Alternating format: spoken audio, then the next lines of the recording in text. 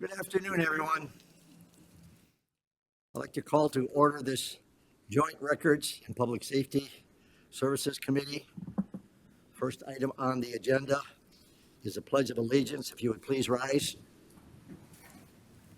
I pledge allegiance to the flag of the United States of America and to the republic for which it stands, one nation, under God, indivisible, with liberty and justice for all. Thank you. Item 3 is the adoption of the agenda. I need a motion to adopt. I'll move. Support. Moved by Commissioner Zinner, supported by Commissioner Van Sickle. Please vote.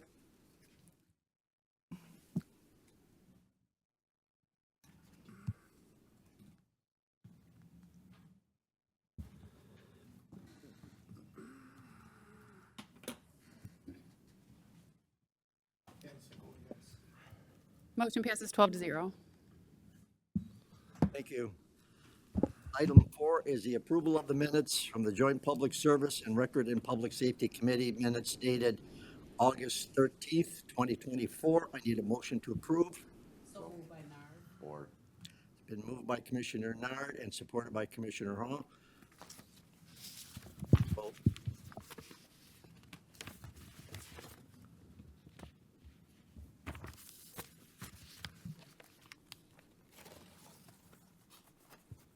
Motion passes 12-0.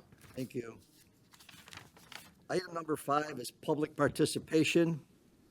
This is the first opportunity for public participation, and it's for those who wish to speak for a maximum of 3 minutes on any item which is on today's agenda.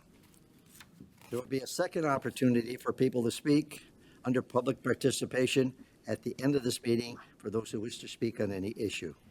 So now I will ask, is there anybody in the audience who would like to participate in public participation? Seeing and hearing none, I'm going to close public participation. I'm going to move to item number 6, which is Records and Public Safety Committee Department Recommendations. Item A is 42-2, District Court Magistrate.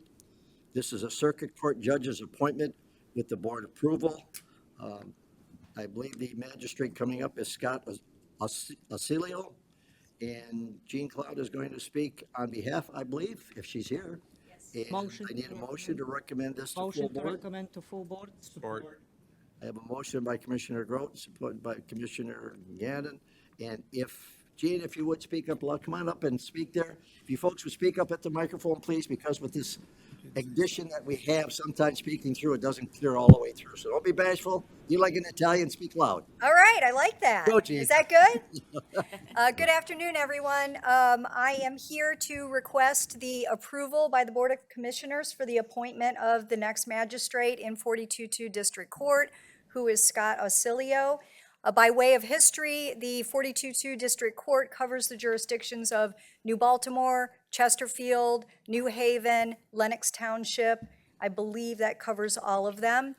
We also have 42-1 District Court, which is in Washington Township, Romeo, Richmond. We have a vacancy because the last magistrate that was employed out there has retired and resigned to seek more fun endeavors than being a magistrate. So that opened up the vacancy, and pursuant to statute, which is, MCL 600.8501, upon the recommendation of the judges, the County Board of Commissioners shall vote and do the approval on an appointment. For those of you who don't know who Scott Ausilio is, who is present here, he has been an attorney in Macomb County for 35 years, the last 25 of which his office has been here in Macomb County. He has a stellar reputation within the community, has done pretty much every area of the law you could possibly do in the last 35 years. He comes highly recommended by Chief Judge Biernat and also by Judge Hackle, who he would be working directly for. So at this point in time, I would like to present to the board for approval on Chief Judge Biernat's recommendation of Scott Ausilio for 42-2 magistrate. Thank you, Gene. Counselor, would you like to come up and say a word or two so people can see you up close? Sure. Hello, everybody. And the microphone, please. Hello, everybody. I'm Scott Ausilio. I've been a practicing attorney for over 35 years. I was very humbled and honored by being asked by Judge Hackle to step in and help out. I think it's a nice endeavor. I think it's something that I'm excited to do, something that it's new territory for me. I've been practicing for over 35 years, and predominantly I've been a district court attorney. So I know the ins and outs. I know how the courts work. Thank you, Counselor. Welcome aboard. We have a couple, don't leave. We have a commissioner here who's got a question here. Chair Brown. So you've been in district courts a lot. You ever been in district courts in the northern frontier of the county out there?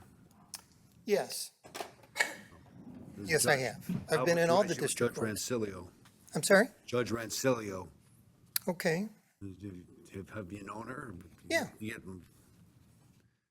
I do. was she involved in the decision process? Because you'll be obviously up there with her too then, correct? Because you'll be going between both courts. Is that correct? No, I don't believe so. I believe this is just for 42-2. Correct. And Commissioner Brown, Judge Rancilio is here in circuit court. And the other 42-1 is Judge Andary. Yeah, Andary, I'm sorry, Andary, that's right. Right. And just so you know, Put that black I there. know Judge Andary also. Okay, all right. Where do you live at? Macomb Township, Perfect. over 30 years. Are you any relation to Dean Ausilio, the Ausilio? He's my brother.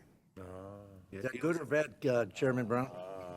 No, well, God rest his soul. He was a friend of mine, and I came up, young man, with him and get involved in all kinds of mischief when we were younger. Yeah, he's a good guy. Well, anyway, Yeah, very good. Thank you. sorely missed. Yeah, he is very good. Thank you. Well, I see no other speakers. Welcome aboard. I have a motion and support. Please vote.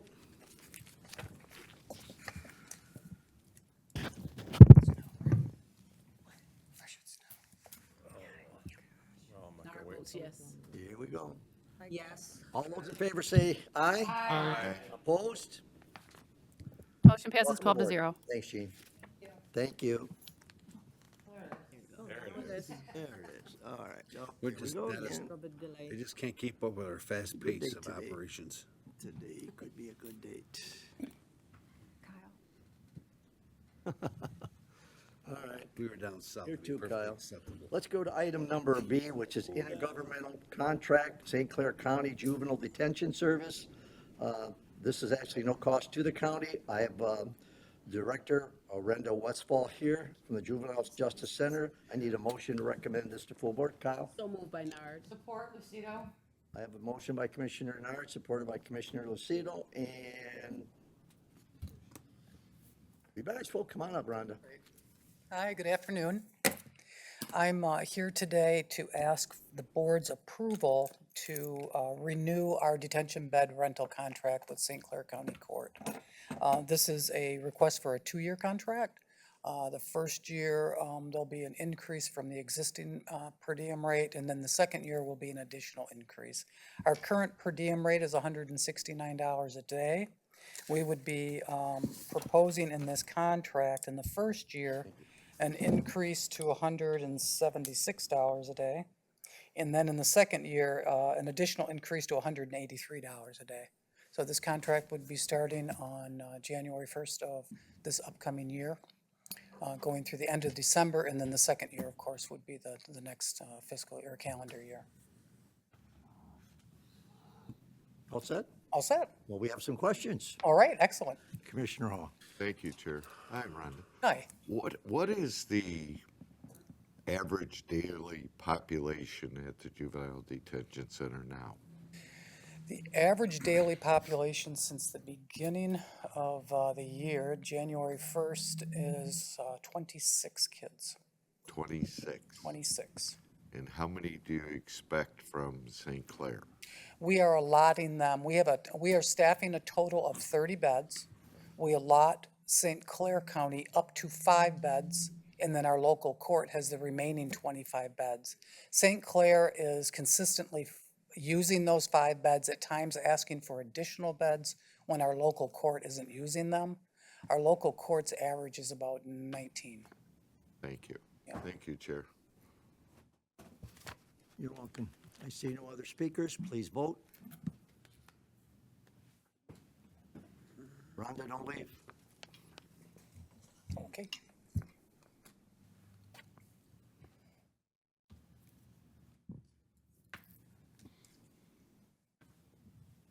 Commissioner Perna, did you receive a vote? Aye. You dare to punch? Motion passes 12-0. Thank you. Thank you. Thanks for your time. When you're ready again. And I ain't doing anything. Where'd she go? Don't you leave us. We got some more for you, I think. Good. Do we? No, you know what? I think, Rhonda, I'm sorry. I think that's the last one. We're gonna let you off easy today. All You right. can go. Thank you Sure? for coming. All right, I don't mind Wonderful staying. day. Okay. See you in church. Okay, item C is a budget amendment, community corrections, implementing or expanding the administration of medications for opioid use disorder within the jails in Michigan. There's a program for $25,000. We have a director of community correction, Barb Caskey. I need a motion to move this full board. So moved by Nard. We have a motion by Commissioner Nart, supported by Commissioner Ganem. Thank you, Commissioner Gannon. Oh, you got support over there with you. I'd like to Introduce bring, that gentleman. Lieutenant Gillespie is joining me for both or the list of approvals that we're looking for today, because they are both Sheriff's Department-based programs, and he's been heavily involved in both of those. So Welcome, if there's, Lieutenant. Okay, go ahead. we are looking for approval to receive $25,000 from Health Management Associates. The medication-assisted treatment program began in the jail about 4 years ago through a partnership originally with Macomb and the Sheriff's Department. That program offers medication, group treatment, and peer recovery services in the jail. Over the last 2 years, we've expanded that quite a bit. And we are also recently working with Health Management Associates, who have been contracted through MDHHS, to provide technical assistance and a collaborative learning project with the jails throughout Michigan that are providing MAP programs. So they're helping us to kind of identify some of those issues that we're having, streamline things, learn from other areas that have programs that have been in existence longer. And as part of that program, there is a one-time grant of $25,000 that's available to support either new programs or existing programs like ours. So we're requesting approval of that today. This is the grant that you're receiving. Yes, I like grants. me too.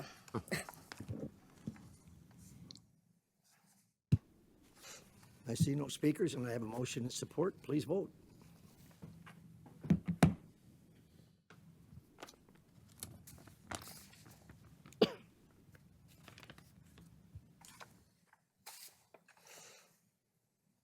Yeah. Commissioner Lucido, did your vote go through? Thank you. Motion passes 12-0. Thank you. I'm going to take item D, E, F, and I believe G, which are very, very similar. In fact, they're almost identical in nature. Well, we'll start off with the first one, which is a contract with the city of, in fact, we have a contract with the city of Sterling Heights, a I'll contract with make the the city of motion to Warren. refer them to full board. Support Nard. Thank you, I'm sorry. I have a motion by Commissioner Hall and supported by Commissioner Nard to move this full board. So one is a contract with the city of Sterling Heights, one is a contract with the city of Warren, city of New Baltimore, and the township of Chesterfield. And what it is a crisis intervention team train, the trainer program, DNAs for $7,000. Director Caskey, if you would, please. Thank you. Macomb County will soon be hosting the Crisis Intervention Team Train the Trainer program for departments across the county, so we can gain the knowledge that they'll need to be able to implement our own local CIT training to first responders on a quarterly basis, and have that a permanent part of something that we offer to first responders in Macomb County. The core of CIT is a collaboration of first responders and behavioral health to help improve the community response to those in crisis, often those that are experiencing some sort of mental health or substance abuse related crisis. The more departments we have involved in this, the stronger our program will be. Local departments will be sending their officers to this 4-day training, who will then be trained the trainers for Macomb County CIT on an ongoing basis. So the more that we have, trained in this program, the more that we have access to as we're continuing to implement the program.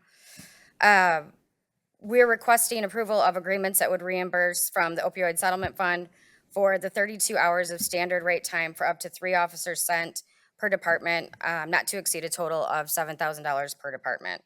These agreements would be with New Baltimore, Chesterfield Township, Warren, and Sterling Heights. This is really an effort to continue this collaboration that we've had in terms of the planning meetings has been going very strong. And also address the financial and staffing strains that this would cause for the departments to take those officers off the road. Who's that support guy you got there for? Why does he stay in the next year? You got something to say, Lieutenant? Speak up. No, this is CIT is a good program. We started this actually pre-pandemic. Fizzled out a little bit. We were trying to do it ourselves in Macomb County, at the Macomb County Sheriff's Office. This time we're going a new approach and we're really bringing everybody in. All the different agencies are collaborating together to put this out and putting in support as well. And this is one aspect, was the train the trainer, so everybody's kind of anteing up a few officers to train and go out into their departments so that we're all on the same page with this type of program. Very good. I think it's a great program. And I see no speakers, so please vote.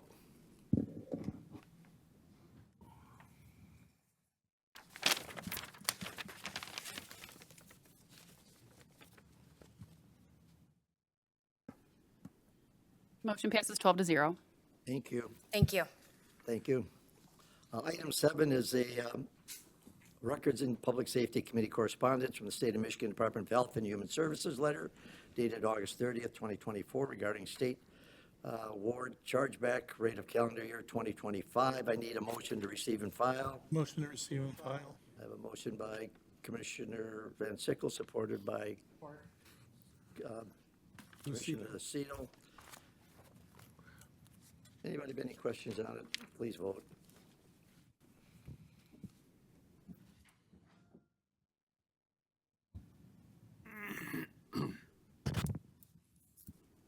Motion passes 12-0.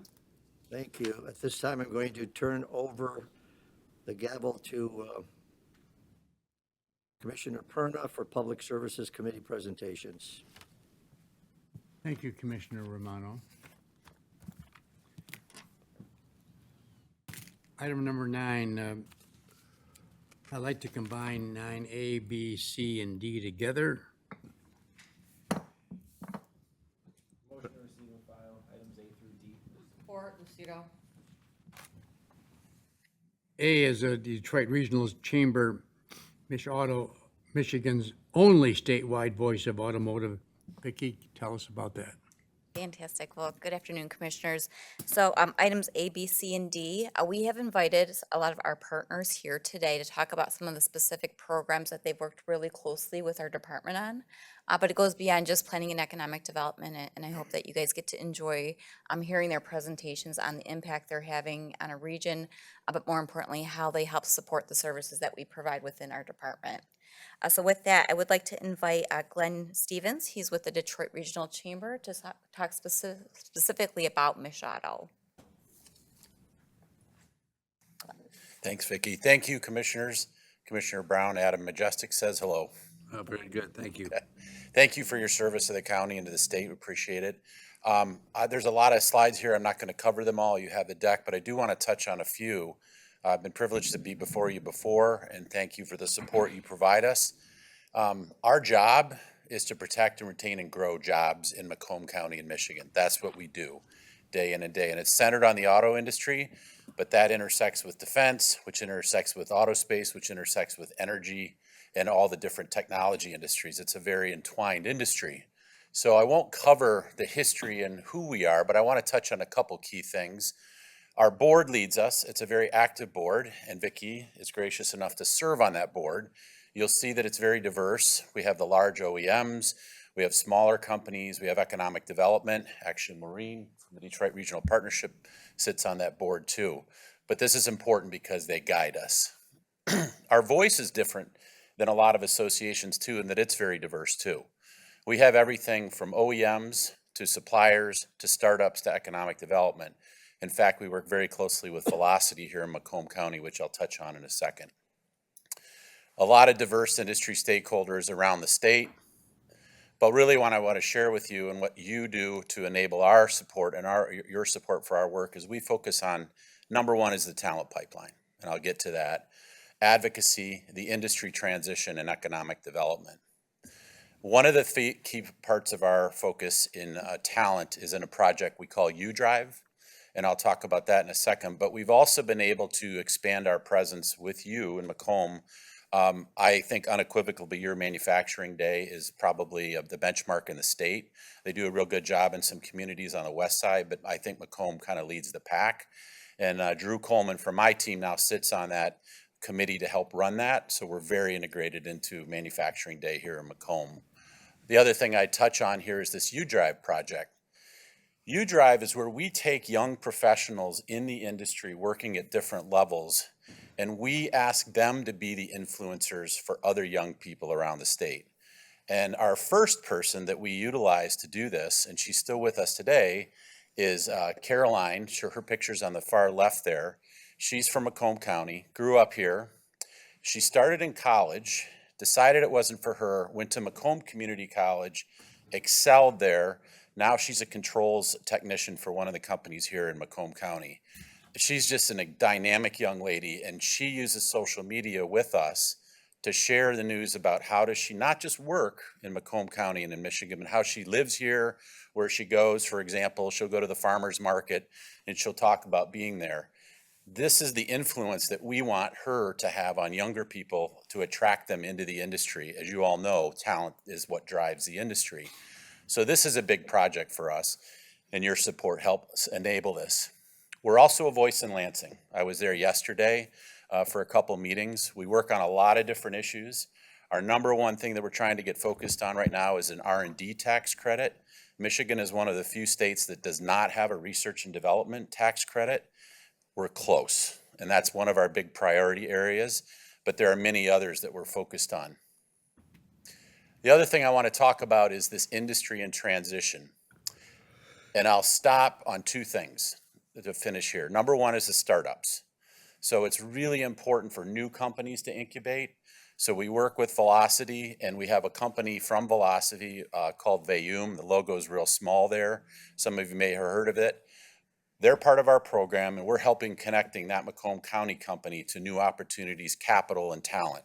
So that's a big project for us too, is this startup community.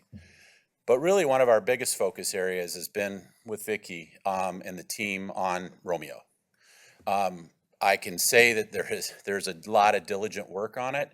We're at the table with it. We're talking to Lansing about it. We're talking to Ford about it.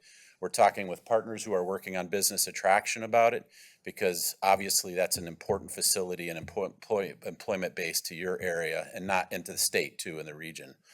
So these are the four areas: talent, advocacy, industry transformation, and economic development that we work in.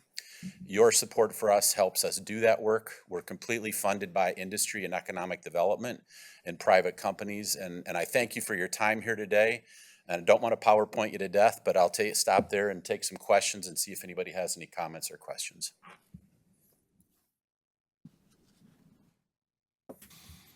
Any questions? Commissioner Brown? Well, thank you. Thank Ms. Shotto for the help and support you've been to us on so many things you just outlined, and so many things that really go unnoticed by many policymakers in the county. But you really are an important piece of keeping the economy rolling here in Michigan and in southeast Michigan. And especially want to thank you for the help with Romeo. Your involvement is key to us to help, keep that facility productive. Who knows, with the changing economy, maybe Ford will keep it and do something else with it. We just don't know. But regardless, we'll be ready if it becomes available. And you've been a key help to us, and want to thank you. Appreciate it. We're on it. We support it, and we're going to do whatever we can. And thank you, Commissioner Brown. Appreciate that. Any other speakers? If not, please vote. All right, thanks. Well, yeah, we did say B, C, and D continue. We did. All right, so next I'd like to invite our friends at Advancing Macomb. This is actually a newer relationship with Macomb County and Advancing Macomb, really looking at the focus being our nonprofits spec.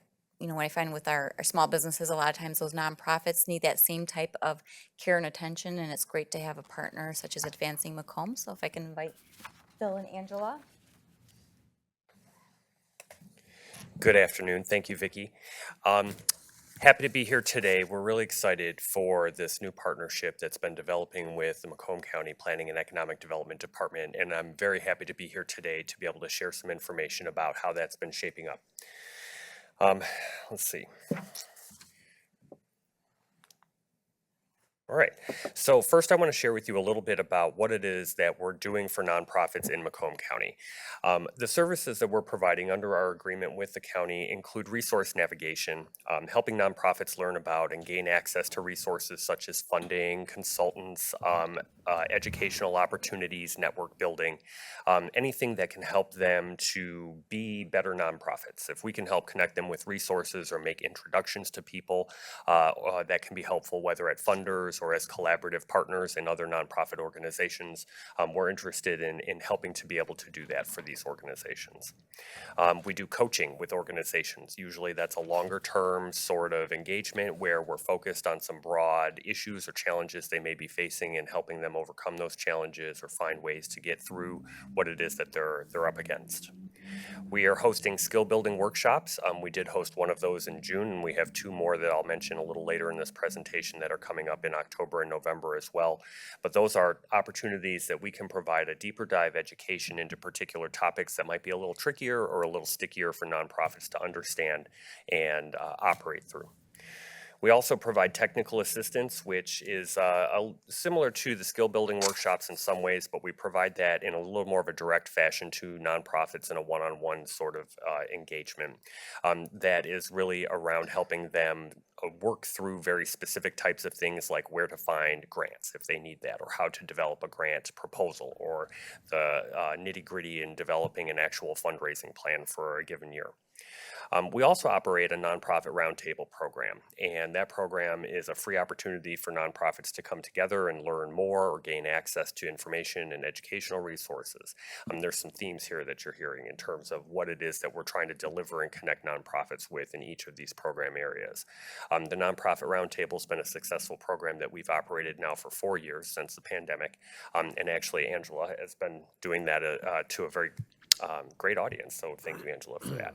An example therein is our Meet the Funder sessions as part of the Nonprofit Roundtable program. We held one last month in August where we invited the Community Foundation for Southeast Michigan to come and share about their programs and their opportunities, and we had nearly 50 nonprofits represented from around Macomb County who came to learn about that resource. We do also consult with private for-profit businesses who have an interest in becoming more engaged with nonprofit organizations. Many of the businesses here in Macomb County are very community-minded, but they don't always know where to go to connect with organizations that are working in workforce development or affordable housing. And we know those folks, and we're happy to help make connections where it's possible to do so. Some of the supports that we offer that have been most sought by nonprofit organizations include those introductions, particularly to funding agencies, but also letters of support that we can provide for grant proposals that they're submitting. And our nonprofit roundtable has been very popular. An upcoming program that we're developing now is our nonprofit incubator. That's going to be a cohort-based opportunity for organizations to really gain a much more comprehensive education around what it means to operate a nonprofit organization, what goes into best practices in governance, how to plan accordingly for fundraising and making sure that you're raising enough money for your operations and programs.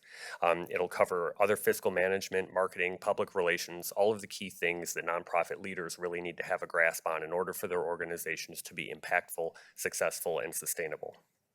A pilot cohort for that program is scheduled to launch in early 2025, and I'm happy to say that we're bringing together 8 partners from across the state and region who will help us in content delivery for that program right here in Macomb County.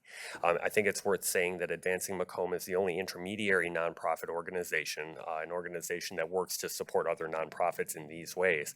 We're the only one that exists here in Macomb County serving nonprofits in this way. Here's a brief summary of our activities for the first portion of the year. At the time that I submitted this presentation, that was at least a month ago at this point, we've had some additional consultations and interactions with nonprofits since then, including 5 additional consultations since this data had been compiled, 2 additional nonprofit roundtables, one of which was the Community Foundation Meet the Funder I had mentioned. And we are currently talking with 4 organizations that are receiving more ongoing technical assistance for particular challenges. Some of that includes board operations and governance, development and fundraising planning, and 2 organizations have requested more formal coaching arrangements around some specific challenges that they are facing.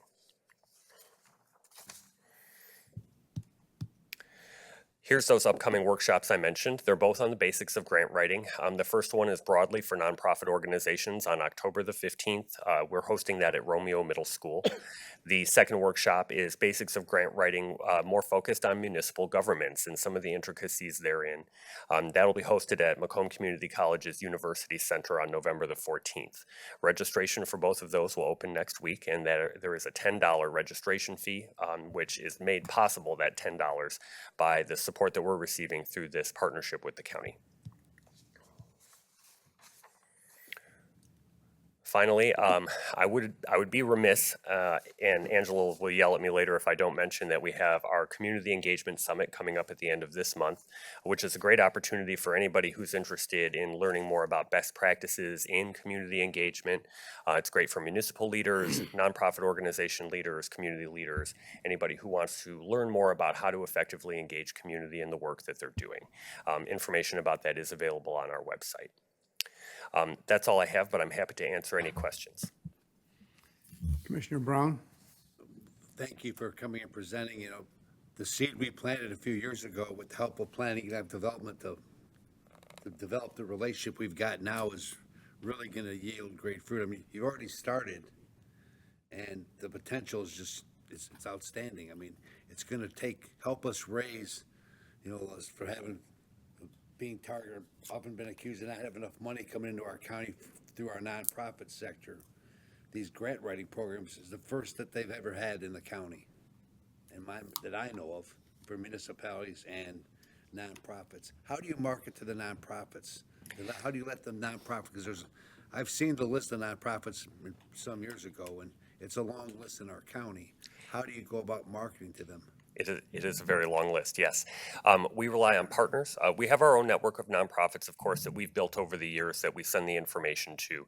But we work with partners to help spread the word as well, such as the Planning and Economic Development Department, the Chambers of Commerce that are spread throughout the county. And I ask the commission as well, please, if you know nonprofit organizations who can benefit from any of the work that we're doing, send them to us as well.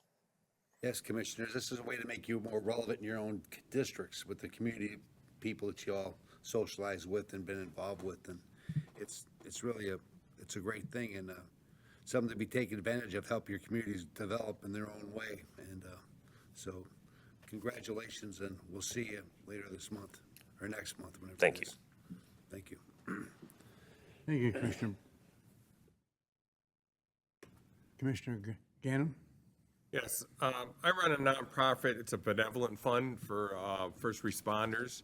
Is there some sort of help you can give us with that? I've been doing it probably for about over 12 years now, and we do charity bingo, you know, but it's a benevolent fund that goes to fallen, you know, police officers, firefighters in line of duty and their families.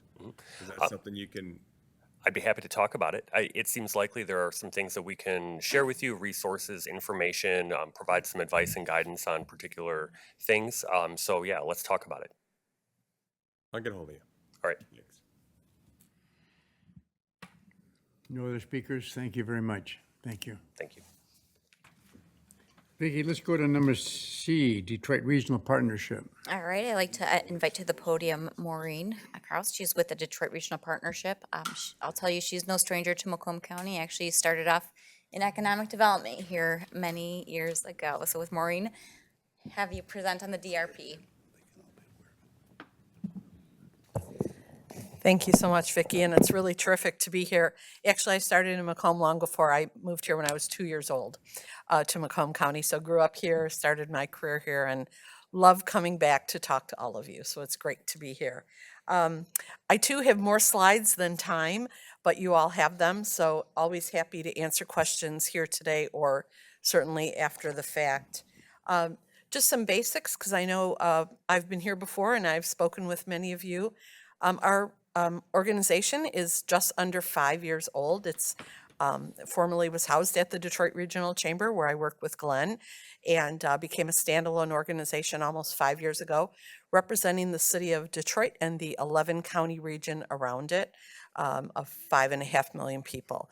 And we believe by combining our assets that we all have and leveraging a significant investment from the private sector and the philanthropic sector, we will be more successful in getting more jobs and more investment to our area. Our 3 pillars, we're very strong at staying in our lane. We love working and really want to applaud Vicki and her team. They're great partners for us. They do things better than anyone can, including business retention, small business work. The piece of economic development that we focus on is business attraction. It's very long-term and it's somewhat expensive, but it has really terrific payoff in the end. So by partnering together, we're able to leverage your investment in our program, which is $70,000 per year, with a budget of about $6 million to do this activity. And this is what was benchmarked as best in class in throughout the country for regions of this size. So our 3 pillars are to market, grow, and support the region. Market is telling the story of the assets to companies around the United States and the world. Growing is the jobs and investment numbers that we bring in, and we'll talk about those in a minute. And supporting the region means supporting our partners. So if Vicki has an expansion project and she needs some data or some talent information, that's what we provide our partners. So she doesn't have to put in her budget every year extensive databases and research. We centralize that and share those resources, which really is much more cost efficient. But we will support in other ways. We identified an issue with real estate that we'll talk about in a minute that really will benefit the entire region, including Macomb County. When we were formed almost 5 years ago, there was a 10-year metric goal that was put together by our board, which I should say is comprised by business leadership as well as County Executive Hackle, the big 3 county executives and the mayor of Detroit, really to show that we are all working together toward the same goal. These are our 10-year metrics, and we are mindful of the fact that these were put together before the pandemic and before the economic implosion that we had. But we're very pleased to report that even though we had those disruptors that we didn't imagine 5.5 years ago, that we are on pace to exceed these goals again this year. Just to give you an idea, and these are numbers through 2023, but once again, we're on pace for this year as well. We've spread out where projects are successfully locating. I will say one of our biggest challenges is we have a 3.7% vacancy rate of industrial buildings in this region. That's virtually not any industrial space. So we've spent a lot of time on real estate, on property, so that when companies come and inquire about our region, we just don't have to say, no, we don't have anything. We talk about what other options will be. But this gives you sort of a geographic look of the projects and the real estate that we have been able to work on and absorb. Largest project is North Point in Macomb County.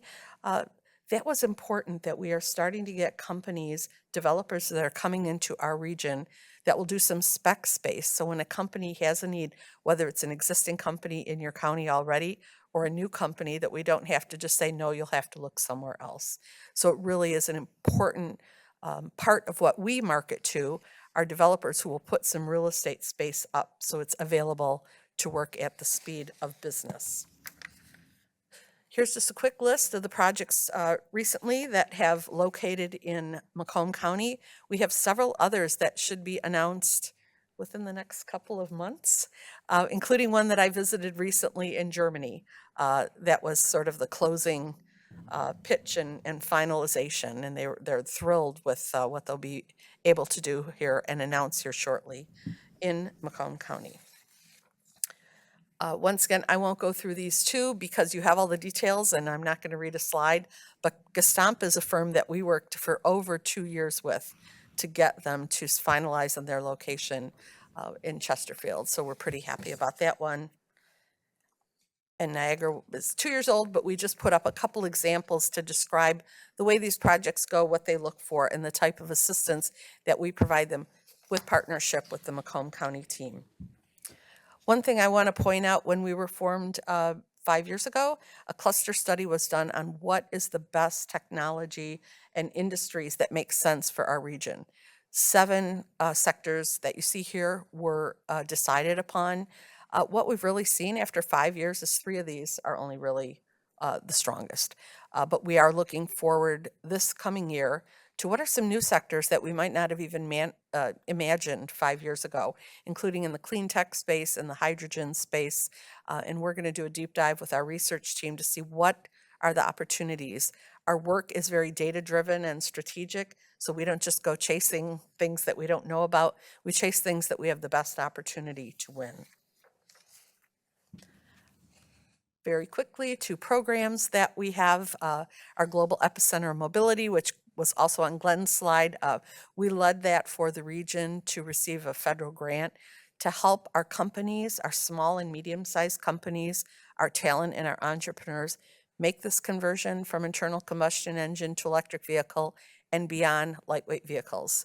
One of our most recent projects was a mining company from Australia that's going to create 400 jobs making batteries for large equipment, not automotive.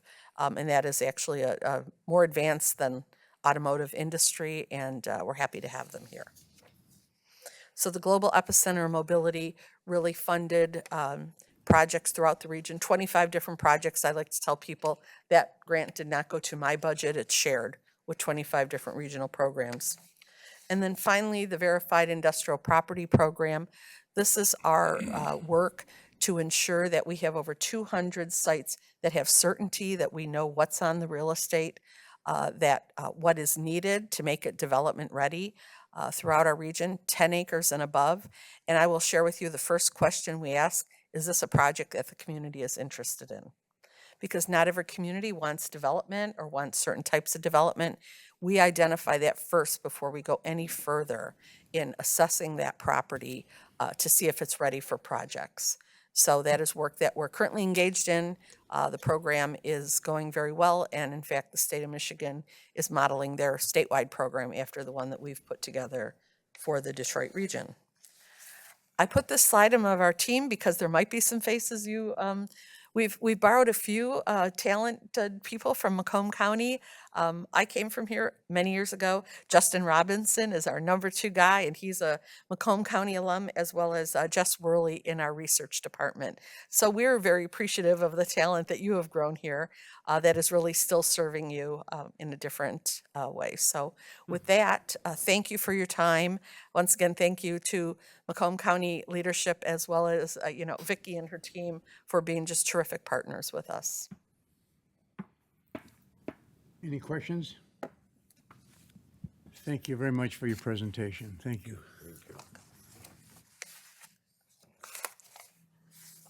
Vicki, we'll go on to Automotive Alley. Give us an update. Fantastic. I'd like to invite Tom Kelly. He's the president and CEO for Automation Alley. We work really closely with them on a lot of our Industry 4.0 technology initiatives. I think you'll enjoy Tom's presentation as well. He always brings a ball of energy to every presentation. Well, if he thank doesn't scare you. I appreciate that. I'll try not to scare the commissioners. Chair Brown, the commissioners, thank you for having me. Automation Alley, I'll be brief because I think a lot of you know who Automation Alley is. We've had a 25-year relationship with Macomb County. JP Ray has sat on our board for many, many years, of my entire tenure, 8 years at Automation Alley. Is there anything working, or is it not working today? 'Cause it's moving for you? Okay, it's not moving for me because we have no things. Okay, well, we don't need that. So what I wanted to share with you today is, Automation Alley, over the 8 years that I've been there as the executive director, we've worked very closely with Macomb, with Oakland County, with Wayne County, to focus on small manufacturers. That's our lifeblood, is trying to help small manufacturers succeed in a very rapidly changing world. We call ourselves now Michigan's Digital Transformation Insight Center, because digital transformation is affecting everybody, everywhere. When you think of manufacturing, you think of assembly, you think of labor, you think of process. But what's going to happen in manufacturing is it's going to move from process to artificial intelligence and 3D printing. Those skills we do not possess very well in Michigan. We're excellent at process. That's what Michigan is known for. We know how to do manufacturing process. Manufacturing is going to go the same as every other industry, and that computers are going to be able to take over more and more and more work. So we have to train our smalls. We have 12,000 manufacturers in Michigan. We have 1,700 manufacturers in Macomb. 500 of those manufacturers are members of Automation Alley today. When I started 8 years ago with Vicki and with JP coming in, we had about 50 members in Macomb County. Think about that. 10x growth. Why? Because none of them know what to do, right? It is a time where there's going to be huge wealth that is going to be made in America. And I'm actually extremely bullish on America and manufacturing that's going to come back to America. But what keeps me up at night is we are, perhaps in Michigan, the most unqualified to win the new business because we won the second and third industrial revolutions. We put America on wheels. We were the richest area in the world in the 40s and 50s. And so we've built great assets to do process. And now we have to figure out, whoa, wait a minute, we're going to move from process to computers and AI and 3D printing. We have to run like hell to make sure we do that. That's what Automation Alley does. The slides that I gave you, I'm happy to answer any questions on, but the crux of the problem is we have 1/3 of all manufacturers in Macomb County are members of Automation Alley, and we help them every day solve these problems. The issue is 2/3 of them are not members of Automation Alley, right? That's the problem. We need everybody paying attention. 95% of manufacturers are less than 50 employees. It's still 18% of Michigan's economy. We look a lot more like Germany than we do the rest of the United States. Michigan is dependent on manufacturing. We talk about mobility, and Glenn and his team cover that very, very well. Only half of manufacturers have anything to do with automotive or mobility. The other half are doing their own thing in other industries, selling to agriculture, selling to healthcare, making all kinds of great stuff. We need to focus on all of them. And that's what Automation Alley does. We have your back when it comes to that. And I do want to thank you and Mark Hackle and the team at Macomb, because JP has been at the table on our board, and I mean active. You guys are getting a true voice into what do we need to do for these manufacturers. Because when you look at Southeast Michigan, you look at the V that is in Macomb County, and that is the arsenal of democracy. And that's where we focus. So I appreciate your support of us. You will always have my 100% passion. Is what I truly get up every day to do, is to make sure Michigan wins this coming battle, this battle that we're in right now. OpenAI just launched today as I was driving over the next iteration, they call it Strawberry, of their AI, and it's going to be able to do much more reasoning than just large language model writing poetry. It's going to be able to do engineering work. We cannot bury our head in the sand. So thank you for your support, and any questions I can answer, I'm happy to do so. Commissioner Brown? Thank you for your presentation. I've been here since day one with you too, and you've come into the county and you've grown a lot. And Thank you, Chair Brown. you do many good things for a lot of good companies and sounding the alarm off and what needs to be done for the coming trends. One of the things that's of a concern that I'm aware of, and I wonder how much it's on your radar, is the defense sector that we have in our county and the many suppliers involved with that. Yeah. DOD's raising the security concerns on IT, and many of these companies will not be able to compete if they do not keep up with the software and the technology and the processes for IT security. It's a real concern. I mean, I've heard reports that maybe more than half of our suppliers are not in position Yeah. to meet the requirements, which would be devastating to our industry, right? So can you speak to that, and what are you doing to sound the alarm about that? You can betcha. only lead portions of the water, you can't make them drink, but you can still let them know. So I'll answer that in two parts. That's an excellent, excellent question. In fact, you're a plant to me. I have to give you the $20 I owed you for setting that question up. That problem is a concern, but it's easily solvable in the sense that once the Department of Defense actually provides actual guidance on what they want done, companies can get in line because the technology exists and it's not expensive to do good cybersecurity. It's like ISO 9000. It's all about process and understanding the things you have to do. But if the DoD doesn't tell you what process you're going to be rewarded for doing, you don't do anything until they tell you. Now, with that said, what's very important is when you invested in Project Diamond, you remember we're still doing Project Diamond. We have 300 manufacturers on our way to 600 manufacturers.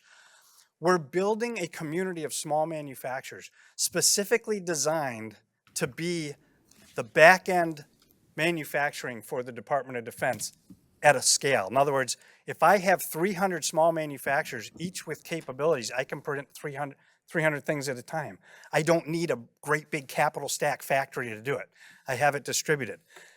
If you'll indulge me, Chair, the Special Competitive Studies Project, which is headed up by Eric Schmidt, the ex-CEO of Google, commissioned by the Department of Defense. There's been 2 special competitive studies projects in the last 50 years. One was launched by Henry Kissinger to figure out how to handle nuclear weapons and live in détente with Russia. And the second was launched, how do we compete with China as the pacing threat for manufacturing so defense is not reliant on China for our own manufactured goods. They came out with a report, I have it right here, and it says, the US needs to build a national additive manufacturing network modeled off of Project Diamond. I kid you not, that's exactly what's in the report. Our job now together is to make sure that Michigan never loses the lead on Project Diamond. Inside the Beltway is now fully aware. And how we're going to handle the security issue, it's like they built the internet to be nuclear proof. If something lands here, then I can still produce over here. Project Diamond is that cybersecurity solution that says, if I'm printing at 300 manufacturers at once, I am future-proof for cybersecurity because if something happens over there, I can still be producing over here and vice versa. And if I had 10,000 manufacturers on the network, that's what we're building. And we've started this. We took a proof of concept that you guys funded, and it's risen all the way to the level of the CEO of Google saying, we got to do this in America. Stay tuned because next year I want to come back and say, we've gotten our first DoD contract, proof of demonstration that we can do this. It makes perfect sense, and I hope we can be successful for you. Very good. We'll keep you and Vicky, we'll keep you at bay, keep you close. Thank you. Vicky keeps me very busy. That's what scared me away. Is that it? Thank You very much. I appreciate it. Just a moment. Oh, I'm sorry. To tag on Commissioner Brown's comments about Yes. these small businesses, is there a funding mechanism that you have to help them to qualify? For Project Diamond or for Automation Alley? Automation Alley. Yes. we have a relationship with the state of Michigan. We are the state's Industry 4.0 Knowledge Center, that digital transformation center I spoke of. The state pays us to educate all of our state manufacturers, and those who choose to join us, they get those services for free. So we have 3,600 members. 3,200 are small manufacturers. And there was a time when we used to charge small manufacturers to be members, not anymore. The 400 members that are tech companies and academics and other government entities, they help fund that, and the majority of the funding comes from the MEDC. So we don't want an objection for them to come to Automationality to get the information. So those members, they come to Automationality, and we qualify them. They have to be qualified, and then they can get our services for free. So there's, for those that are not members, which are eligible for membership at no cost. Yeah. What's the delay in them becoming members then? What? I don't have a good answer for you because it's, you know what, the number one reason that we don't have manufacturers coming into Automationality and getting the help is, well, there's two reasons. One is apathy, and two is I'm too busy, right? You hear that time and time. I would love to focus on the future, but my hair's on fire today. And I'm trying to explain to them, if you don't pay attention to the future, it doesn't matter what you're doing today, right? But if you've ever lived in a manufacturing environment, every day it's hair on fire. I don't have enough people. I'm just trying to get product out the door. I'll worry about my tomorrow. And we're trying to get people. So we consider it a great success that we have 1/3 of manufacturers now in Macomb paying attention. We'd like to get to 100%, where all 3/3 are paying attention. But we wrestle with apathy constantly. So do you have a staff that goes out to these different small companies that need help?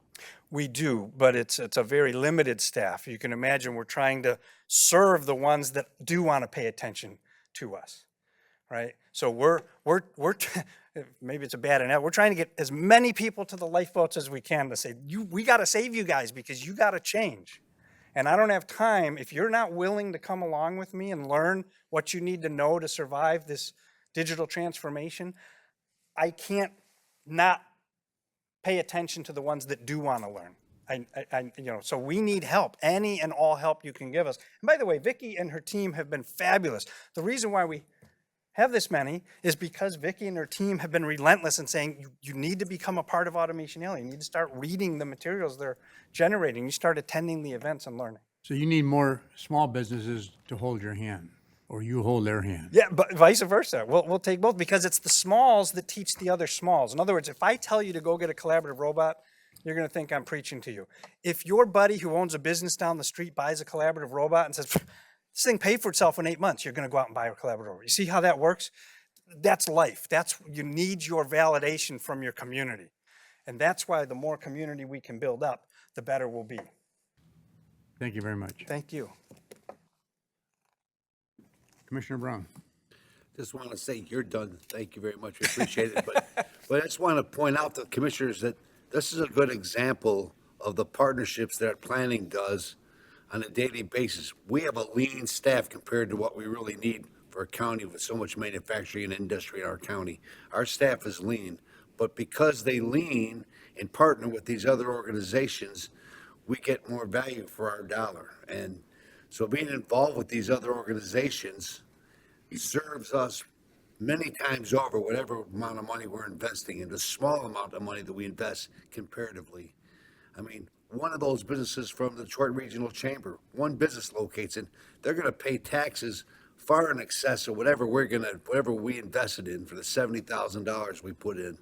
So money well spent, little money as it is well spent. And thank you, Vicki, for you and your team for developing these partnerships over the years, because we can't do everything by ourselves. We can't operate in a silo.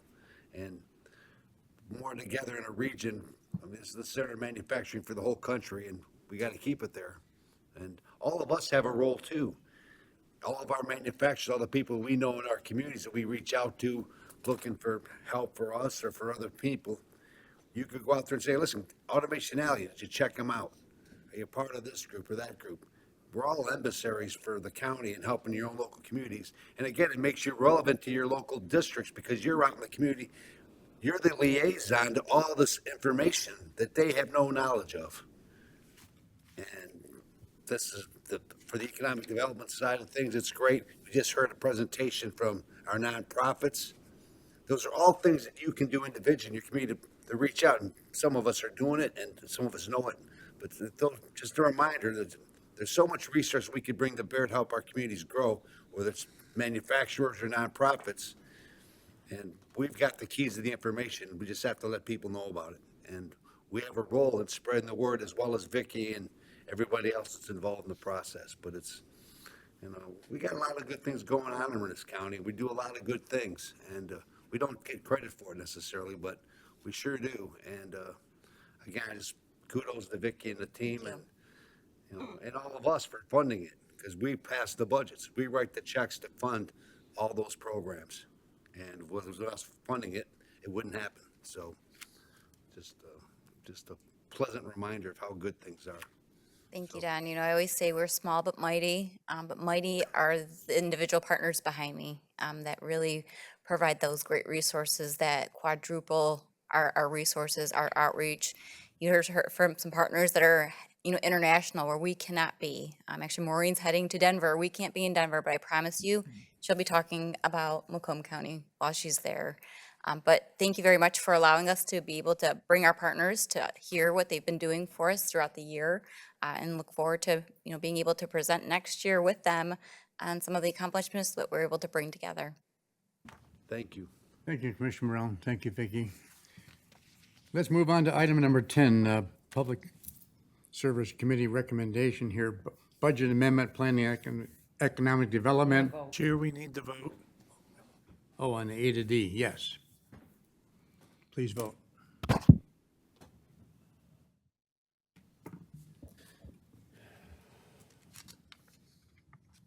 Motion passes 12-0. Now we get to the budget amendment. This is regarding the Great Lakes and Energy Eagle Brownfield Redevelopment Department. Utica. Motion to recommend to full board. Support Zinner. Vicki, tell us what's going on here. Fantastic. Actually, I want to invite Amanda Minato. She's our program director for community development. She's worked really closely on this project as well as with the city of Utica. When we look at the big project that came to Utica with the Jimmy John's Ballpark, this is an extension of that project. Just yesterday, I was in Lansing and I visited the Lugnut Stadium there. It's amazing what they've done in Lansing, but when Amanda gets to talk about the specific project that's coming to Macomb County, I think you guys will be equally impressed. Thank you, Vicki. Good afternoon, commissioners. Yes, so this is a $400,000 grant that we've received from Eagle for a brownfield redevelopment project in downtown Utica. If you're familiar with downtown Utica, you know where Jimmy John's Field is, and this is going to be brownfield redevelopment. Just on the other side of the Clinton River, there's a vacant parcel right there near the parking lot that Jimmy John's and General Sports plans to build their headquarters there. So it's going to be a 2-story office building, but it will also be mixed use. So there's going to be retail on the ground floor as well as a restaurant space and actually conference center space as well. So it's going to be a really great use that's going to come to downtown Utica. The $400,000 grant is going to be used for brownfield remediation. So as you may or may not be aware, the Jimmy John's Field was built basically on a unmitigated landfill, and there is contamination, another unmitigated landfill on the other side of the river as well. And because of that trash, methane gas has mitigated onto the site. So this money will be used to build or construct a vapor mitigation system, as well as safely remove the contaminated soil that is on the site, and also build those pylons that will be needed to build that 2-story structure because the ground is contaminated with some of that trash. And right now it's looking like about a $690,000 owner investment in addition to the $400,000 grant. And we're looking at approximately a $2 million taxable value once the project is complete. They're also going to be bringing in 35 full-time jobs and 16 part-time jobs. And they're currently located in downtown Rochester, so we're going to be moving them from Oakland County into Macomb County. And I think it'll be a really great addition to downtown Utica and a really great reuse and cleanup of that vacant site that's there. So At this point, we're just looking for a budget amendment because we'll be taking in that $400,000 grant from Eagle and working with Jimmy John's and a developer to do the cleanup and construction on that site. And I'm happy to answer any other questions. Question, where exactly is this? Utica Road in Auburn? It's on Auburn Road, and basically directly across from Utica City Hall. So it's abutting the Clinton River on Auburn Road and near the fire department.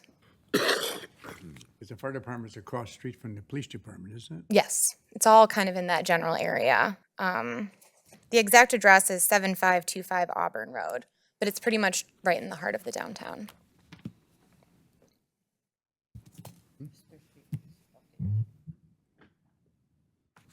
Commissioner Van Sickle? Thank you. Has anybody checked the 100-year flood plan records and Yeah. all that? How far above that will this be? It will be above it. So the city of Utica approved the site plan about 6 months ago, and the developer has been working with FEMA to ensure that the development is going to be outside of that 100-year floodplain.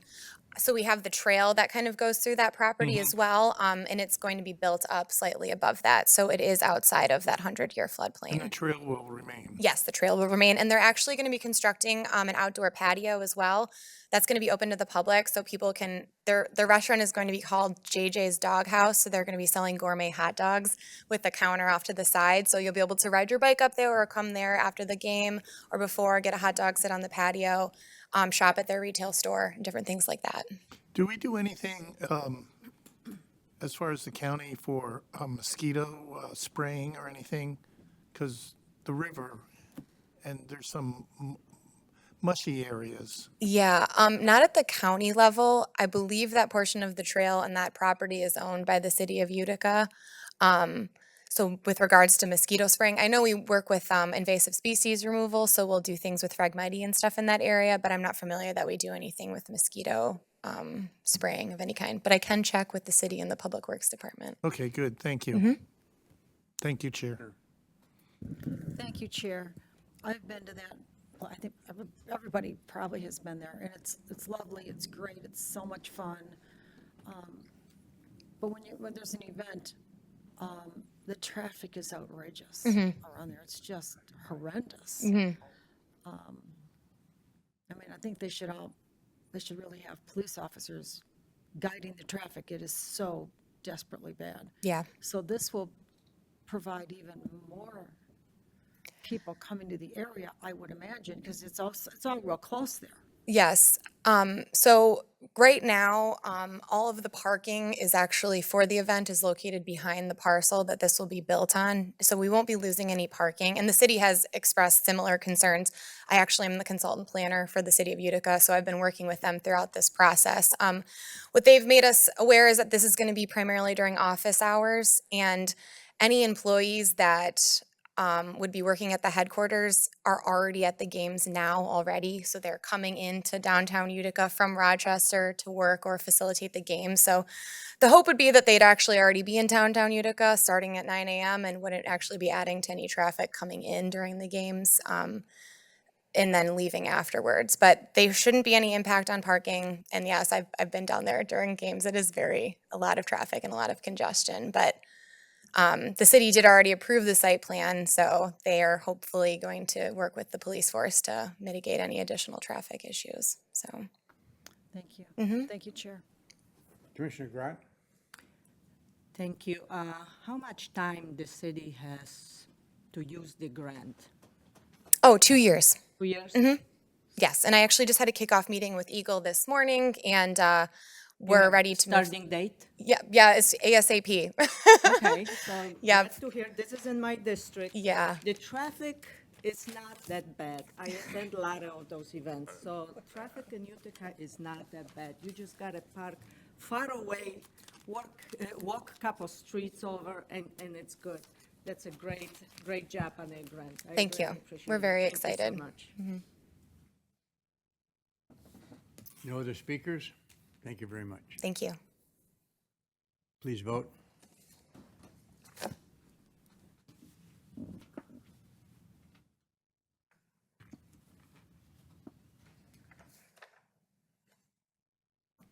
Commissioner Van Sickle, I didn't receive yours. Did it come through? Yes. Thank you. Motion passes 12-0. Thank you very much. Have a good evening. Thank you. Thank you. Let's get on to the real important part of here, to 10B, C, all the way through M. Motion to recommend to full board. Support. Mr. Santo, before you start talking about this, can you tell us what roads are not under construction? Hopefully not very many if we're doing our job. They're doing their job. Item B, please. That's DTE, is that thing? Yes, so item B would be DTE. DTE Electric Company agreement. There was a current agreement that was expiring this year. It was a 10-year agreement for pole attachment fees when it came to our fiber network optics that we renegotiated a contract with them. The original contract started at $20 a pole attachment fee for our fiber, and that increased 4% every year for that 10 years. So we were currently at a rate of about $29, or just shy thereof. We were able to negotiate for the next 10 years a consistent fee of $27.50 with discussions with them for 10 years and not to increase over that 10-year period. So seeking approval of this agreement with DTE for our pole attachment fees for our fiber network, which is a communications network. It's a redundancy to our communications that go out to all of our cameras and intersections, and that feeds back to our contact center off of our building there, the roads department. So that's that agreement. Item C is agreement for professional services. In your packet, you will see the information behind Mannix Smith Group. We had went out for an RFP for as-needed services for individual private engineering firms. We did select them to give us a cost to do roadway soil borings and pavement cores for various locations within the county, and those were listed in your packet also. There are multiple locations. That's something that we do in advance of our projects. We check pavement depths, see what type of cross-section we have out there, whether it's concrete with an asphalt overlay. We need to know the depths of those items in order to properly design these projects for future construction projects. So that is a lump sum fee. They did break out their traffic control cost for that. I believe it was $61,000 or $62,000. We will try and work in concert with them to reduce that overall cost by if we have availability of our staffing that can do backup work, which would be at less of a cost to this contract. We will provide that backup in traffic control service for them, which would reduce the overall cost of this project. Keep in mind that when these projects come to fruition, and we do have cost shares with the communities that they are present in, portion of that cost will be spread out to the community also based on the cost share for that particular project. So depending on if it's a local agency project, it might be a 50-50 or 60-40 between us and the community. Or if it's a federal program where it's an 80-20, 80% federal funds, 20% local match, that's 10 us and usually 10 the community that borders that particular project. So we will be recouping some of these costs with those projects upcoming in the future that we're designing for. Item D is a local agency contract. This goes in concert with item M. It deals with our traffic operations center, our contact center. And this is, D is a local agency contract. This is the second of the third year that we're looking at. ACOM, Great Lakes Incorporated. They are the contract staff that supports the traffic operations center day in and day out. So that is a contract group through ACOM that we oversee that runs the daily operations in the outside field work through the ComTech Traffic Operations Center. That is CMAQ funded, congestion mitigation and air quality. It is a federal allocation of money. And as you can see in item M, we do have a MDOT Traffic Operations Center contract for the full cost, total cost of $4,015,000. There is an 80-20 match for that. So the county Department of Roads will put in $803,000 to match for that allocation of CMAQ funding. Item E, contract with ML Chartier Incorporated. This is for the improvement of the intersection of 32 Mile Road and Eldred Road, or 32 Mile. It's a reconstruction of that intersection. Total cost of $1,388,340.26. That is a 50-50 split between us and the communities. Communities that are participating, the other half are Bruce and Washington townships. Item F is a cost share agreement with Macomb Township. They had sought separate funding for street lighting improvements, street lights converted from incandescent to LED, which we have been in a process ourselves as a road department to convert all of our traffic signal lights from incandescent to LEDs. They are less expensive to run and more efficient as far as the cost is concerned. So that is a pass-through. We are the Act 51 agency. They went out and sought the monies and got the monies to do this program. So that will run through our department on that particular work. So there is a cost share agreement that's needed in order to accommodate that grant funding. Item G is a cost share agreement with Sterling Heights. That is the maintenance. This goes in concert with G, H, and I all together. They are seeking a maintenance contract for traffic control device number 1119, 1120, and 1121. Those are beacons that are along Shana Road, along Utica Road at crosswalks. Those are outside of our purview. They were requested originally by the city. They're just wanting to have us do the maintenance on that. So there is a cost share that's needed. There is a total cost of $2,000 annually, estimated cost for each of those crossing locations and those devices. So GH and I are seeking approval of that cost share with the city of Sterling Heights. Item J is a cost share agreement with Sterling Heights again. It is for Shana Road pedestrian bridge construction. Total cost of that project is $616,200. County cost is not to exceed $300,000. That was part of our non-motorized path program allocations. We participate with costs as it pertains to non-motorized pathways. They had submitted this project and it was approved on our end as far as a viable project that does meet the requirements of our program. So we're looking at participating with them in a not to exceed amount of $300,000 as is stated in our requirements for that program. Item K is a cost share agreement, once again with Sterling Heights. This is for Shana Road concrete repairs from 14 Mile Road to 15 Mile Road. This is a 50-50 split. So 50% to Department of Roads, 50% to Sterling Heights. Total cost of that project is $637,570. Our cost, Department of Roads, is half of that, $318,785. Item L is a cost share agreement, once again with the city of Sterling Heights. This was presented last public service meeting. This is the Havel Elementary School traffic control device along Shana Road. Once again, the total cost, as was expressed before, is estimated at $65,000. Annual maintenance, which will be taken care of by the city of Sterling Heights, of $2,000 thereafter. We're able to get, through coordination and communications, not only Sterling Heights to participate, but also the Utica Community School District. So that will be split a third to reduce everybody's party's participation as far as the cost. So that will be split 3 ways. So our cost as a department or as a county would be $21,666 estimated at this point. In M, I had addressed previously as it pertains to item D with the Traffic Operations Center CMAQ funding. Once again, this is an 80-20 split, 80% federal funds and 20% match by the Department of Roads. I'll entertain any questions on those items. Commissioner Brown?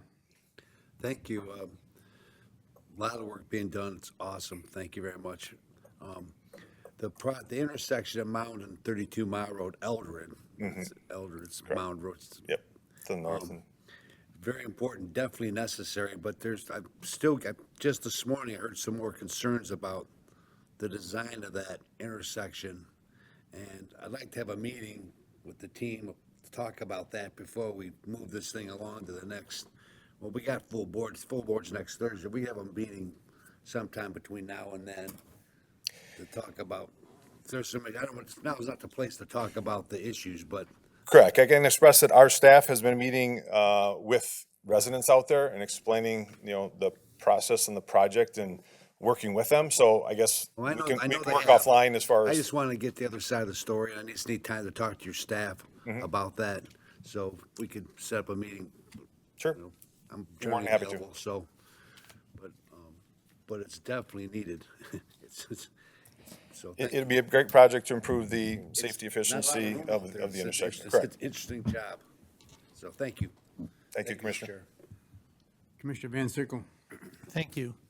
Good afternoon, Brian. Afternoon, Commissioner. The pedestrian bridge over Plumbrook Drain, will it only be for pedestrians or will it accommodate bicycles?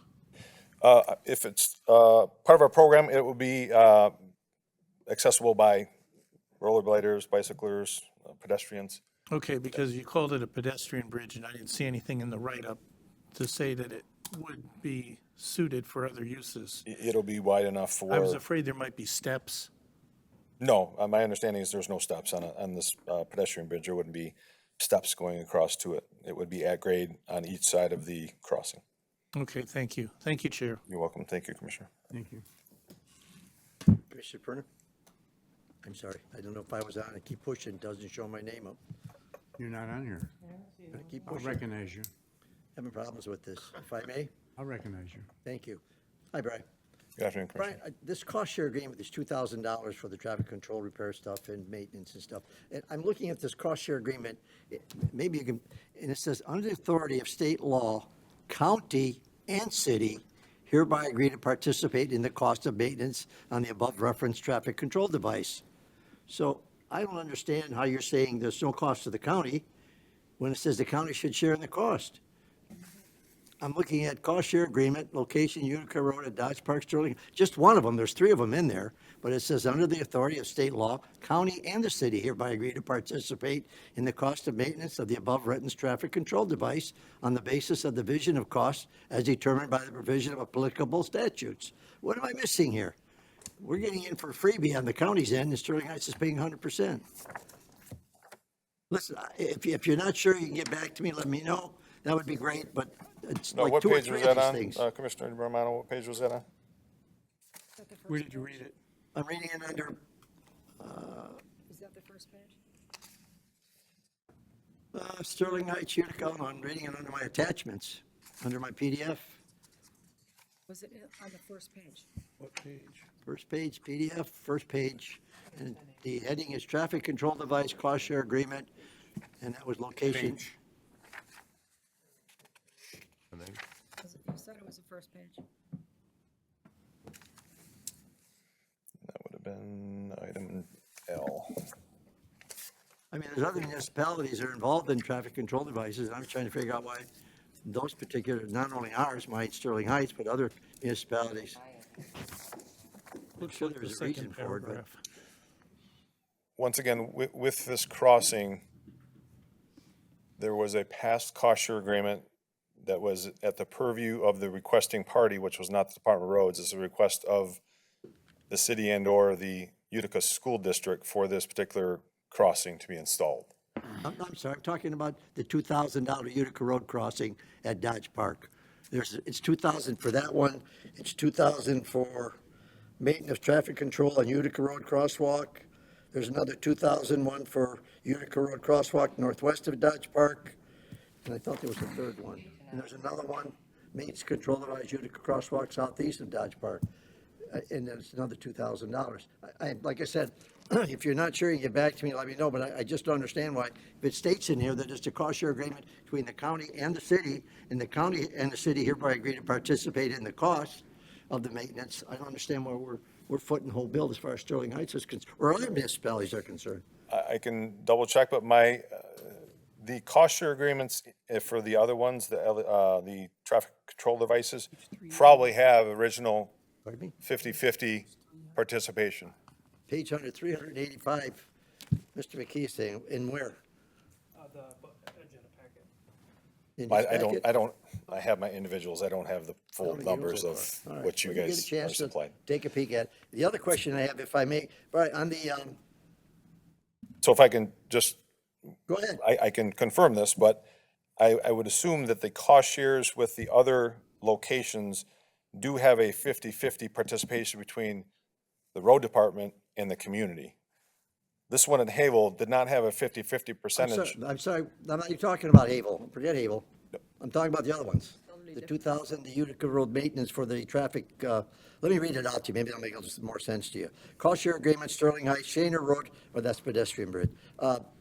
Cost share agreement, Sterling Heights, maintenance of traffic control device, Utica Road crosswalk, 850 southeast of Dodge Park, total cost $2,000 annually, no cost to the county. My question is, I'm reading this cost share agreement.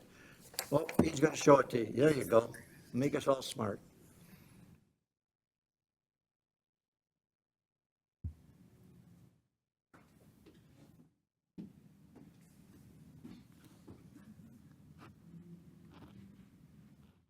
They're both participating, it's just that this county's participating at 0%. Where am I? Yeah, where's it at? That's what I gave him. I just want to make sure you're on the first page of it. That's what I'm looking at, yeah. I will double check that language as far as it That's conflicting fine. with, That's yep. when you get a chance, I'd just like to know for sure. Okay? Yep. That's fine. The other thing is I just want to say thanks again for the Havel light. I really appreciate that. And thanks again, you know, we saved some money for the county by getting that third. And Ryan assures me that when the next 2 weeks is going to be totally installed, kids don't have to worry about it anymore. Everybody's going to be safe. I'm just giving you, he didn't say 2 weeks. I just thought it put some pressure on you. Under a month, hopefully, yes. Thank you, Chair. That's all I have. All right, Commissioner Brown. I want to thank Brian and JP. About a month ago, maybe it's 3 weeks ago, M53, a lot of state's doing a lot of work on M53 going out of the county. A lot of traffic on that freeway / divided highway. Well, when they were all working up there, they had the thing down reduced to one lane. There were detours around that the state had set aside. Well, there was a contractor that started a job at the same time that had the detours too, that made it even doubly worse. And of course, our phones were blowing up, but as soon as people got on the road probably. And I reached out to JP, and Brian and them are already aware of it, but they got on it and got it fixed and resolved by noon, I think. But I just want to thank Brian for that, because my phone and the supervisor's phone were blown up. And it was a big nightmare, but you got it untangled in relatively short order.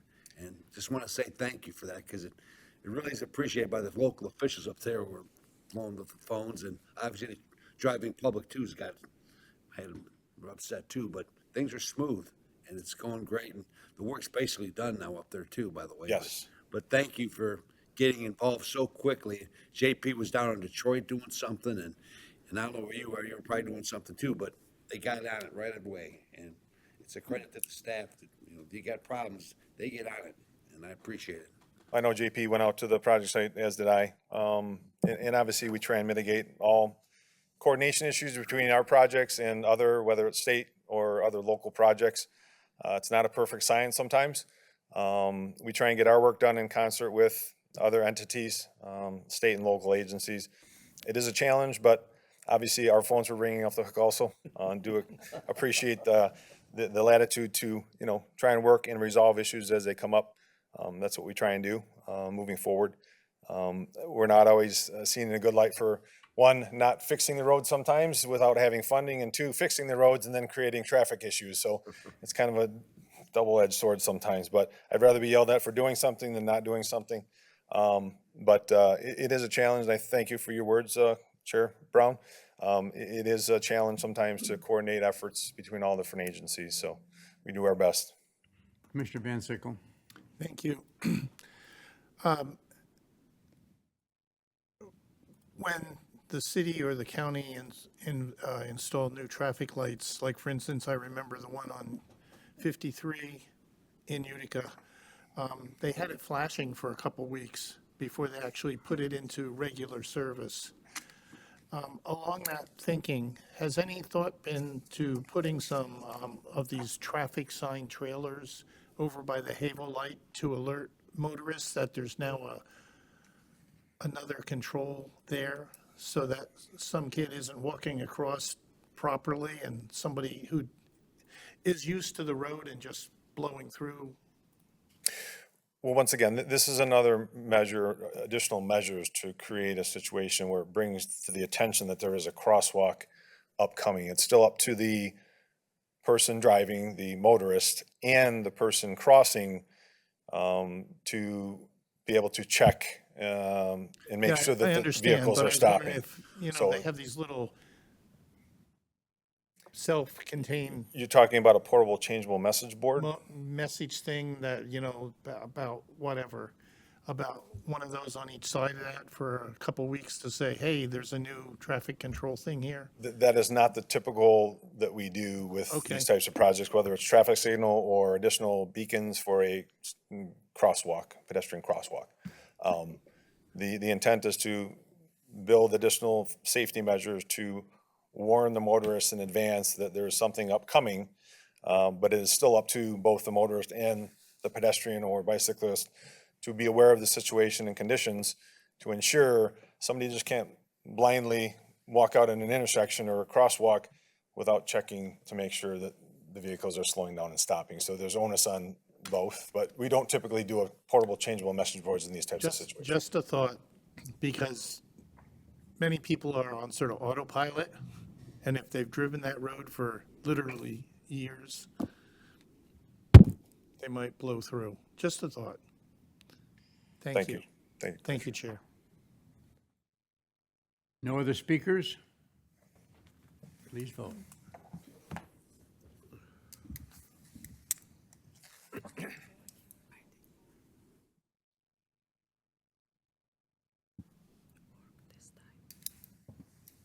Motion passes 12-0.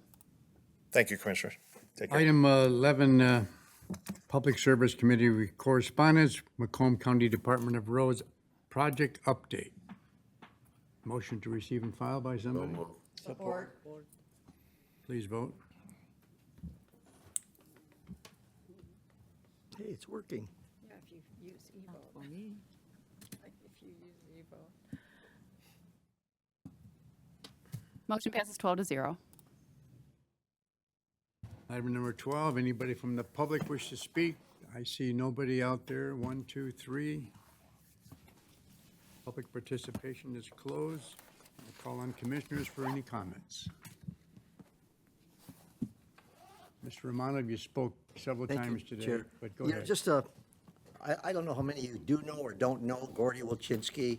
He was a reporter for Yes, Gordy. Macomb Daily. Gordy been around for, gosh, I think he's older than you are, Mr. Burner, but anyway. Gordy's parents lived directly behind me in Sterling Heights, and so I had the occasion to see Gordy all the time. He was a reporter for the newspaper, I think they said close to 40 years. Passed away here a couple of days ago. Gordy's claim to fame when he used to interview, and I'd report, and I'd get back to him and say, Gordy, I didn't say that. And he'd say, well, that's what I thought you were going to say. And then he'd print it in the paper. But anyway, he was a great guy. He's going to be missed. And I just wanted to offer that little tribute to him. That's all I have, Commissioner. Thank you. Thank you. Good man. No, Gordy was a good man. I'm not saying you're good. It's important you clarified that. Anyone else under commissioners' comments? Motion? Motion to adjourn. Support, Zitter. All in favor, please vote.